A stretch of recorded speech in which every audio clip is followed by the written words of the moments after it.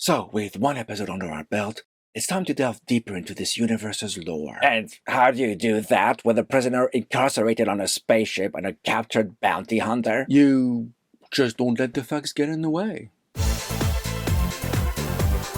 Hey, Commander Fennec here, and there's a pretty glaring problem with the premise of this show.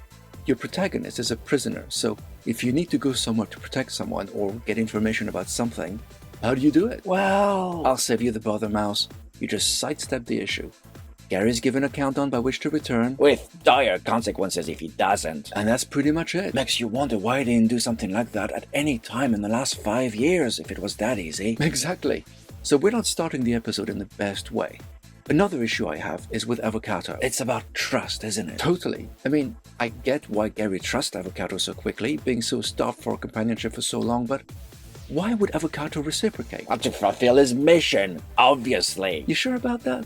If that were it, he would have shot Gary the moment he was free, snatched Mood Cake, and the story would be over. But he doesn't have any weapons. And yet he's got a weapon when it's time to kill Turk, the other bounty hunter. Where did that gun come from? Or his shields, come to think of it. Exactly. Those things appear when they're needed, which doesn't make for a satisfying story. And I'm supposed to be the negative one. So the two go to Terracon Prime, where humans aren't liked and ID is essential. Lest you be liquefied. Yeah, we're shown just how dangerous it is not to have ID, so the stakes are pretty high. Except, all they acquire to protect Gary is the skin of a dead alien. Why, it's not like that alien hasn't been registered as deceased. Oh no, she most definitely has. So Gary's walking around in the literal skin of a dead alien, and no alarm bells are rung when he's ID'd. In fact, Gary wearing that skin is really only done to supply a handful of really crass jokes. And then later on, he discards the suit, and being human and having no ID is never brought up again. That's bad writing. There's also a lack of a sense of where everything is. The base happens to be where the Lord Commander is, but that isn't made clear. Nor is there any sense of how far things are from each other, be it different locations on the planet or between it and Gary's prison ship. So how does Gary find the throne room so easily?